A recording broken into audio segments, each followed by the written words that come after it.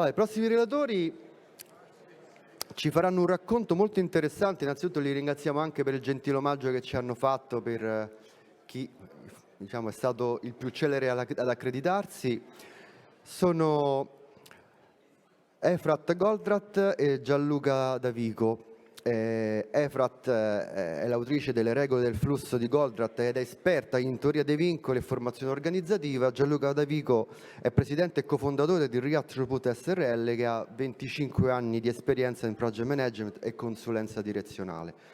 Oggi ci parleranno con il loro intervento dal titolo delle Regole del Flusso, dal caos alla gestione efficace degli ambienti multi-progetto, e in cui si propone un approccio semplice e armonico per superare i ritardi, gli sprechi e il caos che sono tipici di una classica gestione multiprogetto. E vediamo come con il loro approccio, con questa teoria del flusso, si possono eliminare i molteplici problemi che i multiprogetti portano intrinsecamente con sé. Quindi invito sul palco Gianluca Davico e Efrat Goldratt. Grazie Emanuele. Grazie. Thank you. Thank you. Grazie, buongiorno a tutti. Intanto ci tengo a ringraziare tutto il team e l'organizzazione di EasyPM per averci dato l'opportunità di essere qui con voi oggi. Arricchisco un attimino la presentazione della dottoressa Efrat Goldratt, anche se probabilmente non ha bisogno di grandi presentazioni. Efrat è la figlia del dottor Eliyahu Goldratt, che è stato definito un management guru a livello mondiale, conosciuto come autore di questo libro, inizialmente L'obiettivo, The Goal, tradotto l'obiettivo in Italia, che purtroppo in Italia qui siamo ancora a più di 2 milioni di copie vendute, ma in realtà è arrivato a oltre 10 milioni e circa 50 milioni di lettori. Efrat finalmente ha ridato auge alle buone tradizioni di famiglia e nel 2022, dopo 11 anni che è mancato suo papà, ha ridato alle rotative un'altra perla che va ad applicare e estendere i principi della teoria dei vincoli alla gestione dei flussi negli ambienti per i progetti e per gli ambienti multiprogetto. Io mi ha già presentato Emanuele, quindi io ho bisogno di presentare, sono meno famoso di Efrat, quindi dicevo 25 anni sul campo, gestire grandi progetti, grandi trasformazioni, vari settori, dal metal, dall'automotive al pharma, industrial equipment, service, airlines, insomma, sono 25 anni che faccio chilometri a dare una mano ai clienti a fare progetti trasformativi. Efrat, tra l'altro, oltre ad aver scritto questo libro, Le regole del flusso, che abbiamo tradotto in italiano, è autrice del mio libro preferito, The Choice, insieme a suo padre, che è un libro sulla filosofia di vita, sulla filosofia di pensiero di questa brillantissima famiglia. Ok, allora parto, io faccio una breve introduzione, poi cedo la parola alla dottoressa Goldratt, che ovviamente esporrà in inglese. Per capire le regole del flusso partiamo dal capire che cosa sono le aziende e più in generale le organizzazioni. Di fatto un'organizzazione, un sistema che impiega, parcheggio un attimino questi, possiamo pensare come un sistema che impiega mezzi e risorse tangibili e non tangibili per elaborare strategie, definire le tattiche per raggiungere queste strategie, quindi la strategia è il what for, il goal, le tattiche, il how to, quindi come arrivare a implementare la strategia per raggiungere questi obiettivi. Viviamo in un'epoca secondo me, di commodity. Spesso ci facciamo abbagliare dall'ultima tecnologia, la tecnologia ci aiuterà ad arrivare più velocemente all'obiettivo e spesso sottovalutiamo le tattiche. Quanto sono importanti le tattiche? Vi faccio un parallelismo. Se immaginiamo la tecnologia, quindi parliamo di calcio che tutti lo conosciamo, se pensiamo alla tecnologia come i calciatori, il Paris Saint-Germain aveva le migliori tecnologie, Mbappé, Neymar e Messi. Ha vinto la Champions? No.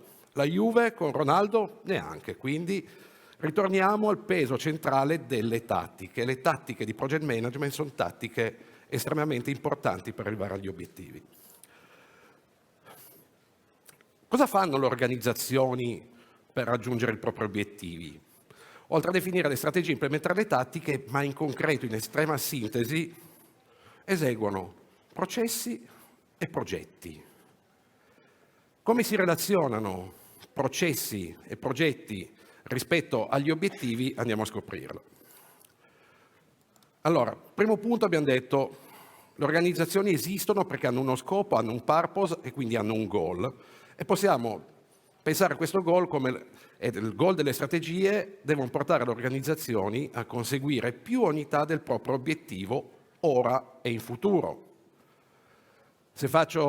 Prendiamo per semplicità for profit organization, quindi organizzazioni SPA, SRL, qual è il loro goal? Il loro goal è fare più profitti ora e in futuro, tenendo in considerazione ovviamente gli interessi dei vari stakeholder, quindi ci sono gli azionisti che hanno questo obiettivo, ma poi abbiamo i lavoratori che hanno i loro obiettivi di crescita, il contesto in cui operano, eccetera, le banche che magari danno i finanziamenti, qui ci sono diversi stakeholder. Come misuriamo, come possiamo misurare l'efficacia dell'organizzazione nel raggiungere i propri obiettivi? Goldratt ci ha dato 3 metriche fondamentali.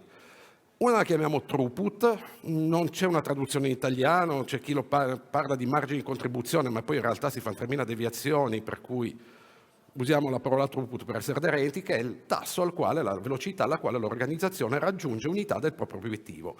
Ritornando, for profit organization è la quantità di denaro che l'organizzazione genera attraverso le vendite. Seconda metrica fondamentale, l'inventory, ossia tutto il denaro che l'organizzazione spende per acquistare le cose che poi trasformerà per ottenere il throughput, materie prime, semilavorati che poi vado a assemblare per mettere insieme il prodotto finito che butto sul mercato. Ultima metrica, le spese operative, alias l'energia che muove la macchina dell'organizzazione per trasformare l'inventory in throughput. Come si relazionano processi e progetti rispetto a queste grandezze, rispetto all'obiettivo, è abbastanza semplice se ci pensiamo. Noi abbiamo dei processi di routine che impieghiamo tutti i giorni per generare il throughput, processi di vendita, i processi dell'operation, ma anche i processi logistici di supply chain, e poi abbiamo dei progetti speciali che hanno il compito di migliorare la capacità dell'organizzazione per generare throughput. Ora e in futuro pensiamo ai progetti per lanciare nuovi prodotti o i progetti che servono per accelerare la capacità e la speed dell'organizzazione nel buttare fuori quello che propone sul mercato. Allo stesso tempo abbiamo processi quotidiani per gestire gli inventari, processi di riordino, i processi di acquisto e progetti speciali per ridurre gli inventari. Immaginiamo nuove logiche di gestione degli ERP che hanno l'obiettivo di abbassare il livello di scorte. E poi abbiamo progetti e processi drenano operating expenses, quindi per pagare le risorse che ci servono, ma abbiamo poi progetti speciali per cercare di contenerle.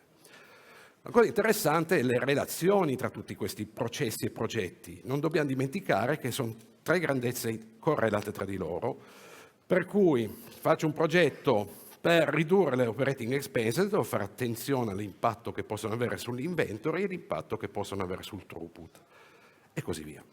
Quindi sono processi e progetti intrecciati tra di loro e l'obiettivo non è mai guardare solo una metrica locale, ma il goal è massimizzare il throughput, ridurre gli inventory, ridurre le operating expenses, sempre in parallelo.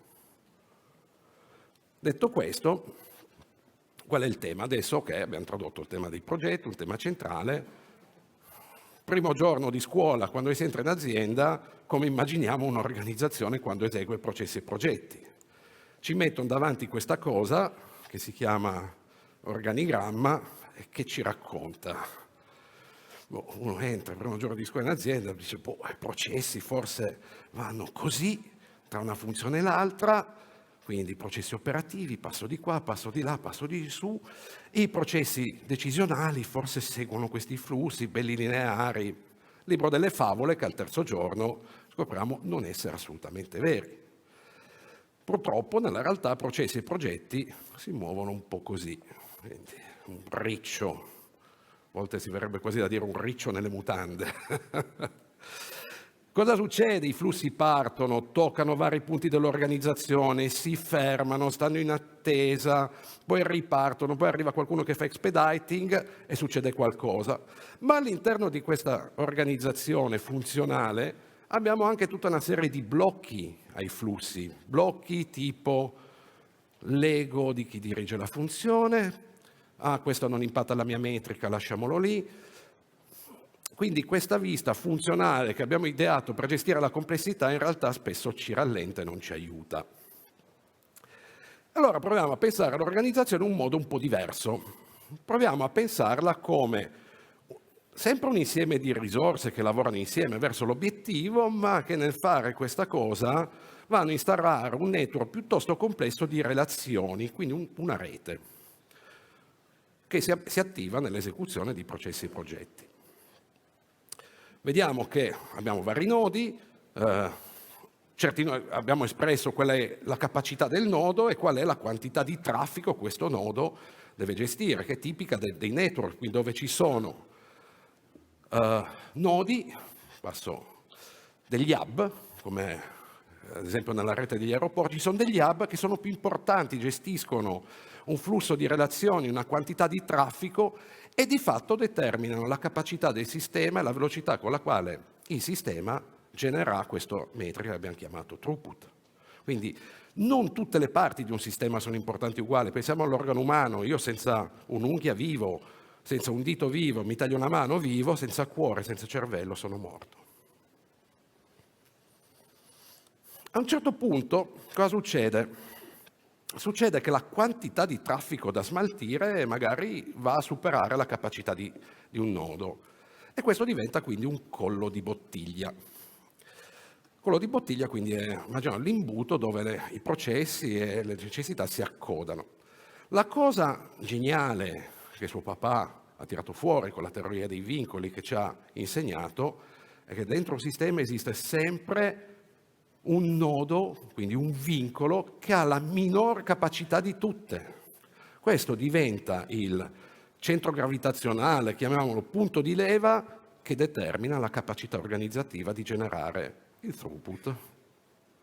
Possiamo ingozzare il sistema di roba, ma tanto si passa da lì. Quindi avere un vincolo del sistema, uno potrebbe dire, è un problema. In realtà, poi chi ha voglia di leggere l'obiettivo del Golo scoprirà che invece è una grandissima opportunità.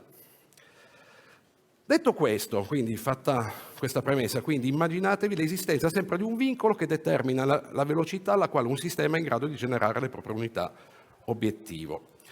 Facendo quindi un recap, cosa succede? Noi abbiamo organizzazioni che fanno processi e progetti che quindi creano domanda di lavoro, quindi necessità di capacità produttiva per portare avanti questa attività. A un certo punto però riempiamo il tubo, verosimilmente ci saranno delle risorse, quindi questi nodi centrali che avranno un workload maggiore di tutte le altre. C'è chi ha provato tutta la vita, non c'è mai riuscito a bilanciare un sistema. Chi ha voglia di provarci, provi a bilanciare perfettamente la capacità del sistema per poi scoprire che avrà realizzato un sistema altamente inefficiente. Quindi uno di questi nodi sarà verosimilmente un vincolo, quindi avremo i colli di bottiglia e i vincoli, e tutto questo determina la velocità alla quale possiamo sputare fuori i nostri progetti dal sistema. Allora, noi sappiamo che nel mondo operation sono stati fatti molti studi, molte soluzioni per gestire colli di bottiglia, per velocizzare i flussi, la TOC, quindi la teoria dei vincoli, il drum buffer rope, per gestire i flussi in operation complesse, just in time, Kanban system. E che abbiamo sui progetti? Per fortuna abbiamo Efrat. Thank you. Thank you. Good morning, everyone.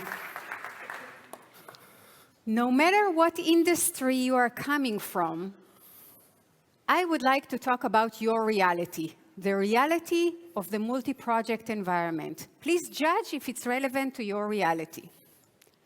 Projects take longer than estimated. Do you agree?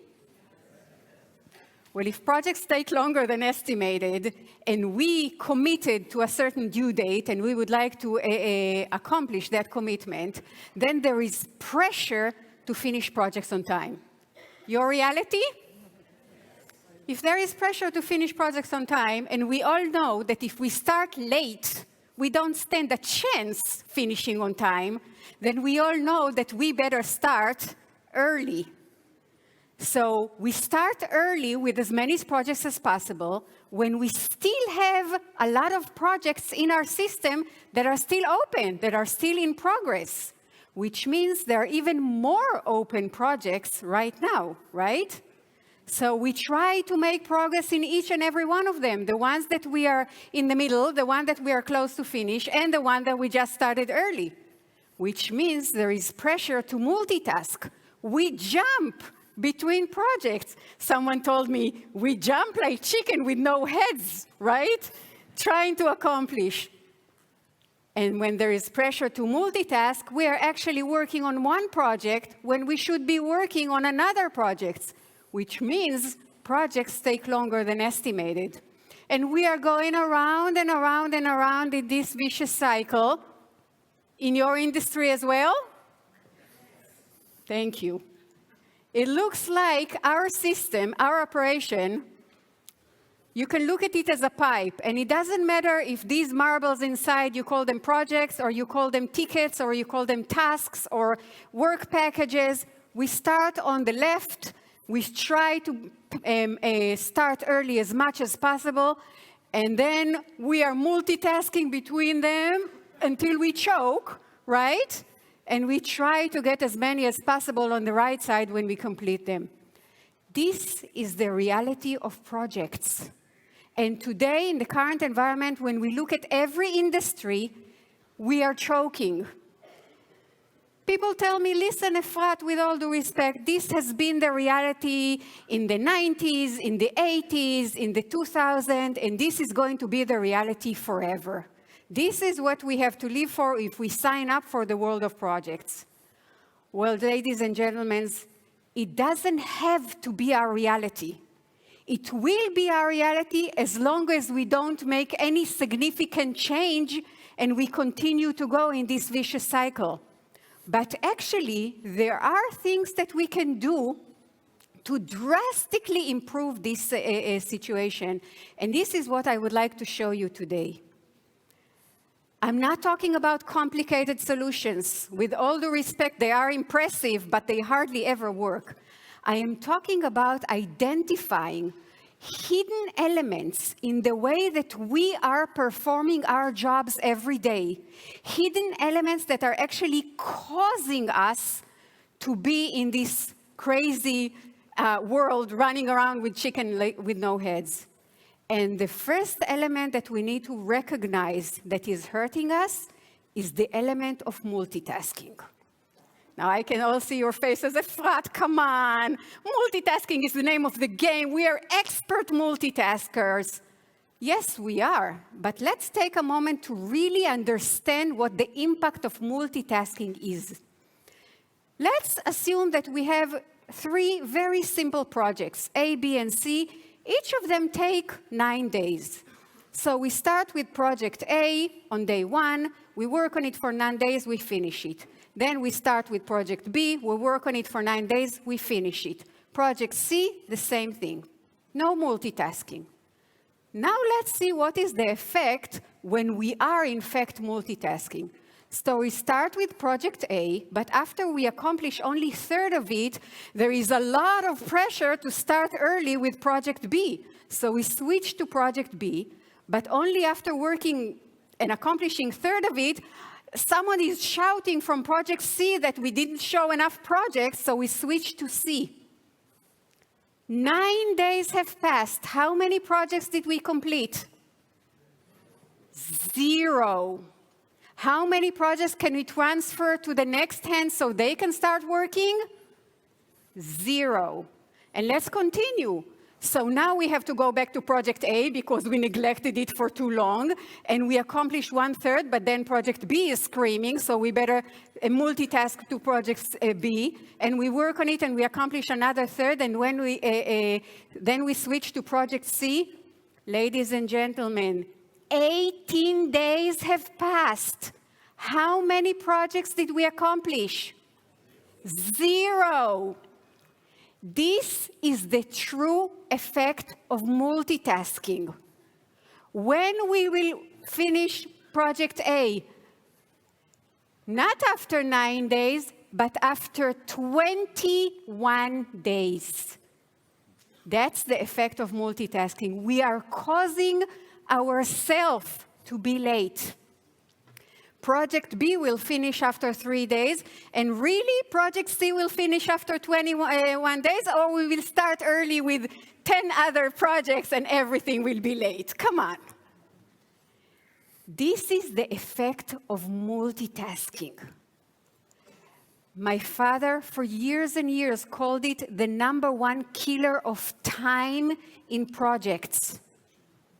We cause ourselves, by not understanding the true effect of multitasking, we cause ourselves to be late. So, what do I suggest? I suggest the following. I suggest we considerably reduce the number of projects that we are multitasking with.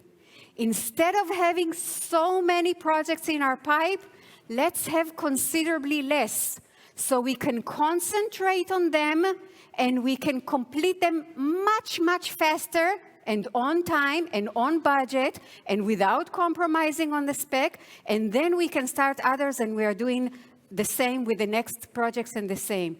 We can gain sanity back in the project environment.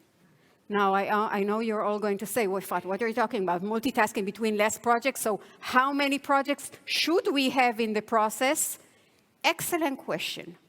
Let's look at the number of open projects we should have versus inefficiency.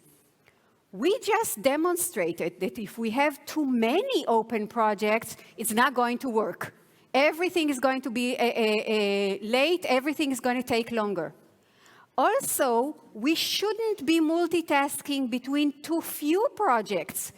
It's a waste of time, it's a waste of resources. We leave throughput on the floor, and very often in some projects it makes sense to leave them for a while something is happening, something is cooking, and take care of others. So we shouldn't be multitasking between too few projects.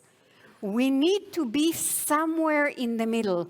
We need to figure out for each environment what is the appropriate, the reasonable number of open projects we should work on, the number of open projects that fits the size of our operation, and this is what we should stay in. What we are looking for is to be in a situation where we control WIP. WIP in English, work in process. We need to figure out what is the right amount of open projects in our pipe. At the entry point, there should be a gate or control point, as very often it is called, and that gate should be closed. Only when we finish one project, we open the gate, we let the next one in. We control the WIP on an ongoing basis. There should be, at the entry point, there should be a manager with enough authority and enough responsibility to watch the gate and to have the discipline to control the WIP for an ongoing process. And another element that we should make sure we do is we focus on finish. We no longer focus on starting new projects, but we focus on finish them. Finish as early as possible so we can open the gate and get another project in. Does that make sense? I know that in some environment, it is rather easy to decide how many projects we should have on in parallel. On others, it's not that obvious, and we need to devote some thinking into it. But come on, guys, is that really number infinite? Can we really say that in every system we can have as many projects as possible? Think about a kitchen. Think about the chef. Can you think of any chef or any cook that will say, I can cook infinite number of dishes at the same time? It will never work. And the same goes for every system. For every system, there is a reasonable number. We need to find it. In some environment, it is very easy. We devote some thinking, we devote some discussion. We know what is the reasonable number of open projects we should multitask between. In others, when it's a little more complicated, we can try. We reduce the number of open projects that we work on, and then we see what the situation is. If we find that we are still multitasking like crazy and we are still very late, it means we need to control the whip more. And if we find that we have extra resources and that we have enough capacity, we can add a little more, and we find out, it doesn't take long, trust me, we find out what is the right number of open projects. For those environments who need more accurate answer, how many open projects we have, the theory of constraint does offer a very systematic way to go about it and identify it. I don't have the time to talk about it right now, but we do have 3 open round tables after this keynote, so you will welcome to join Gianluca and I for these round tables. Somehow they are called PMBO. Okay. Project Management by Hopes. Well, the idea was to call it, of course, the Book of Knowledge, but somehow it got mixed up. But I am going to talk about the systematic way of figuring out how many projects is reasonable for each environment. For the time being, I hope the point is clear. So, what we are going to do is we are going to reduce the intensity of this vicious cycle to the point that we create sanity again in our environment. It will make the shareholders and the managements happy that we gain more throughput, that we are accomplishing more projects on time, and we are delivering what we promised to deliver. It will also make the employees and the project managers very happy that they can actually concentrate and achieve progress. And this is what it's all about. Letting the projects fly as fast as possible through our system and finish them on time. But it will only work if there aren't any other obstacles that will cause delays in our system. And we have to be very aware when you control the whip that if there are additional obstacles, we are taking care of them. Otherwise, there will be delays and we will be in trouble. Let me give you one more example of what do I mean by another obstacle to flow. I want to give you the example that I heard about recently from TOC consultant in Australia, in Queensland. He was telling me about this power plant where the project was to replace 2 very old wooden cooling towers with brand new fiber plastic towers. Very big projects that the government required that they do it with strict deadlines, and there were very heavy penalties to be paid if they are late. So you can imagine the amount of very meticulous planning they put into it so they won't be late. They had 270 people on site at every given time. They worked around the clock, did absolutely the best that they could to finish on time, but very shortly after they started, the chaos started. And it was very clear very soon that things were going to hell and they're not going to finish on time. And this is when they called this consultant in and they said, listen, whatever it takes, just figure out how to help us out because we are going to lose our pants here paying the penalties to the government. He came in and he started asking different people what's going on. And what he noticed was every team he talked with worked on something else than what they were supposed to be working on. So he goes to the first team and he says, listen, according to the plan, you should be working on that. Why aren't you working on that? And they said, well, we are missing some materials. We might as well make ourselves useful until these materials arrive. So we decided to work on something else. And he goes to another team and he's asking, why aren't you working on what you're supposed to? And they're saying, oh, sorry, we are waiting for these authorizations from the engineers, and until they arrive, we better make ourselves useful, so we are working on something else. And it goes on from one team to another. Every team was missing something, whether it was resources or materials or wires, or no wonder that the chaos was going on. They were missing an element that is called full kit. What he did was he said, listen, let's prioritize here let's go back to the plans. Those who have to work right now, let's put all the effort on making sure that you have a full kit so you can get going. And while you get going, we will make sure that all the tasks that are next in line will have the full kit, etc. And by the thread of the day, they finished on time. What is full kit? Full kit means that before we start every project or every major task in a large project, we make sure that we have everything we need in order to complete it.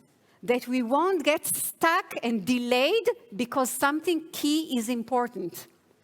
All the materials, all the resources, all the authorizations, the appropriate manpower, all the elements. You can tell now when I'm talking about controlling WIP, when I'm talking about full kit, I'm not talking about investing money. I am talking about proper management that we all have intuition on how to do it right. We just need to recognize that these are the things we need to do. Let me prove to you how strong your intuition is in these things. What is the value of full kit that is not in writing? 0, right? It has to be in writing or we will forget. We all know that. Let me ask you another question. Can we have one generic kit for all projects? Ridiculous, right? Those things that are actually causing the delays are the elements that are different between the projects. Let me ask you a third question. Who should be preparing the list of full kits? The newbie that we just hired? Well, he has a lot of time on his hands, or the expert who knows precisely what we need in order to avoid delays in the project? Which one? The experts. Now, I know what you're saying. You're saying, Efrat, our experts are extremely busy. There's no way they're going to have the time to write down this full list. But listen, first of all, we are going to control the WIP. So we are taking care of a lot less open projects at the same time. Second, what is a better use of the experts' time? To fight fires caused by lack of full kit, which is probably what they're doing right now, or to prevent the fires up front by making sure that they do have full kit, everyone. Yes, experts are going to be the busiest people in the operation forever. But the question is, what is the best use of their time? Full kit. Now let's take a look again at our operation. This is what we are striving to have. And we can use the same gate, the same control point at the beginning, and make sure that all the projects that are next in line are actually preparing the full kit, so as soon as they enter the operation, there will be no delays. They have everything they need in order to finish on time. Make sense? There are other elements that we need to talk about. For example, the concept of time minus preparation. When do we need to alert the project manager he needs to start preparing the full kit for the next project? We also know that gate 1 is always at the entry point, at the starting point of the project, but in complex environments such as construction, such as engineering and other environments, there will be additional gates that we need to check for full kit down the road at key integration points or handover points, etc. So there are a lot more elements to talk about, but unfortunately, I don't have the time to dive into it today. What I'm hoping that you get the sense is that it's all very, very practical and very much in our hands to change. The rules of flow are exactly that. Practical things, we don't have to invest money, we don't have to look for complicated solutions. We have to identify those elements in our system that are causing the delays and figure out how to manage them better. I briefly discussed multitasking and full kit, but there are others. In most environments, in order to get significant progress and be able to finish in time, we don't normally have to deal with more than 2, maybe 3, top 4 obstacles to flow. But the key is to identify which are the obstacles that are relevant to our environment and how should we go about them. To do that, we need to develop our intuition to flow. We need to think in terms of flow, and this is what we need to develop. How can I be of help to managers around the world to do that? I can give a lot of presentations, and I am giving a lot of presentations, but it's not enough. After my father wrote The Goal about production, he invested very many years figuring out those rules of flow for projects. He used his own intuition, his own time, his consultancy companies, but also the help of a few hundred consultants around the world, and they were the ones who developed the rules of flow. He wrote about his initial thoughts in the book Critical Chain that he published in 1997, but that was about single projects. Everything that we are talking today is not only single projects, it applies to every project environment that is possible. He was getting ready to write his next book when he passed away. And 10 years after I was looking for the right person to write this book, I figured out that actually I should be the one assuming the responsibility. And I wrote for him the book about it. The one objective that I had in mind was how do I use the minimum amount of time? It takes 3 to 4 hours to read this book. It's not more than that. How do I take the minimum amount of time to make the maximum impact on people's intuition to flow? You let me know how it works. So far, the feedback is rather good. Gianluca, you wanted to say a few things about the book? Yeah, thank you, Efrat. So, about the book, sorry, I switched to Italian. I was in the flow. A proposito del libro, allora, The Goal, l'obiettivo, purtroppo dovete aspettare che traduciamo, c'è qualche copia ancora, ma pochissime, e stiamo ritraducendo la 40ª edizione, ma per le regole del flusso lo trovate. Abbiamo preparato un buono sconto apposta per l'audience del PMexpo. Se volete fotografarlo lo trovate sul nostro sito di Real Throughput con questo codice sconto @PMexpo 2025 e lo trovate quindi a prezzo scontato dedicato solo all'audience qua. Okay? Quindi suggerisco di acquistarlo assolutamente perché vi cambierà la vita. Io adesso vi racconto come mi ha cambiato la vita questa slide è importantissima: migliorare il flusso, l'obiettivo primario di ogni organizzazione, ed è assolutamente vero. Adesso vi spiego come mi ha cambiato la vita nel progetto più complesso che ho gestito da quando, nei 25 anni, che era un sistema più complesso di configure price quote, quindi un sistema per gestire la configurazione tecnico-commerciale di un colosso dell'industria, dove coordinavo un team solo mio di 100 persone dal cliente per portare live questa soluzione, 3 divisioni, 8.000 utenti che dovevano usare il sistema e 37 miliardi di revenue da gestire, per cui non erano proprio bruschette. Entro su questo progetto che era già avviato da una decina di mesi, arrivo e trovo due date ovviamente mancate, piani di lavoro, non si sapeva dove si era, che cosa si doveva fare, lo scopino, quindi le tre elementi del triangolo di ferro totalmente fuori controllo, scope fuori controllo, budget fuori controllo, cliente insoddisfatto, talmente insoddisfatto che all'inizio neanche mi faceva entrare. Ho detto, beh, andiamo bene.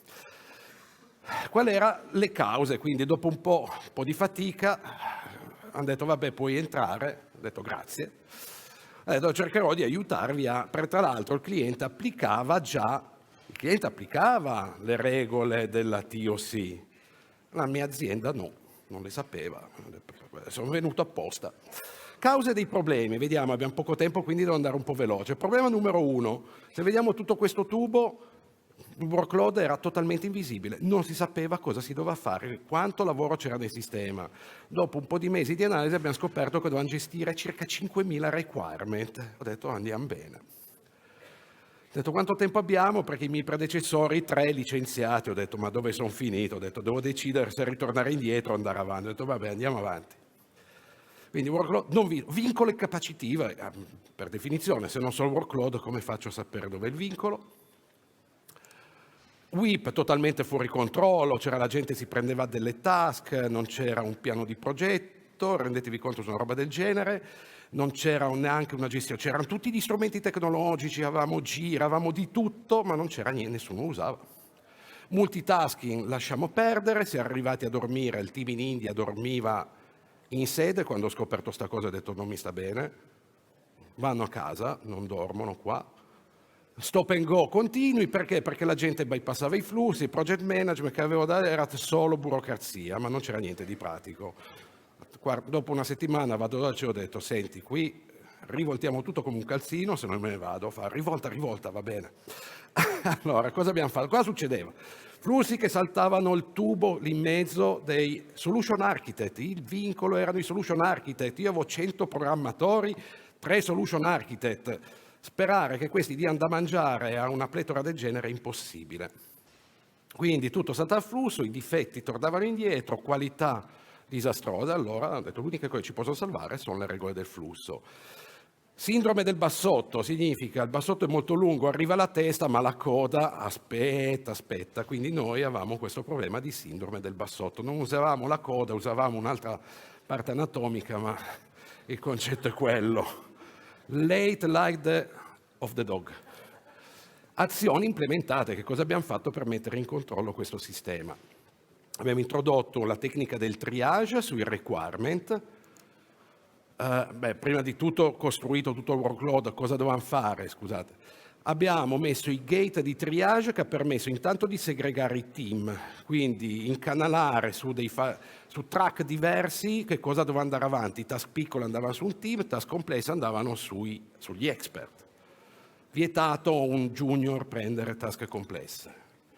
Full kit al testing per assicurarci che tutto fosse a posto, il triage dei difetti, perché poi molti difetti non erano reali difetti, tutto questo ci ha permesso di buttare via 2000 requirement inutili. Abbiamo fatto il release e lo schedule di tutto il progetto sulla capacità e sul tempo dei vincoli, tanto focus.